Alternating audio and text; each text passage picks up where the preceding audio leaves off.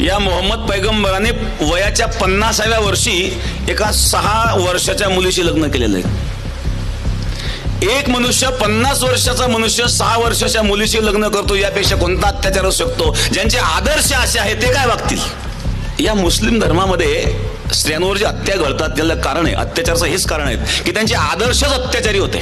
त्यामध्ये जे विचारवंत मुस्लिम आहेत आणि जे मोठे मोठे 10-10, 20-20 वर्ष मौलाना म्हणून जे राहिलेले आहेत, पण त्यांनी जेव्हा इस्लामचा, कुराणाचा अतिशय सूक्ष्म अभ्यास केला आणि सूक्ष्म अभ्यास केल्याच्या नंतर त्यांच्या लक्षात आलं की अन्याय अत्याचाराशिवाय यामध्ये काहीच नाही, त्यांनी धर्म सोडून दिलेले आहेत. पाकिस्तानमध्ये सुद्धा हा आकडा कोटीच्या पुढे गेलेले आहेत. करोडो लोकांनी इस्लाम सोडला पाकिस्तानमध्ये. एखाद्या गावामध्ये तुम्ही बघा, 10,000 लोकसंख्येचं गाव असेल, त्या ठिकाणी 100 मुसलमान असले तर सुरक्षित आहे. पण 10,000 मुसलमानांमध्ये 100 हिंदू सुरक्षित आहेत का? आणि एवढं घडूनही जर हिंदू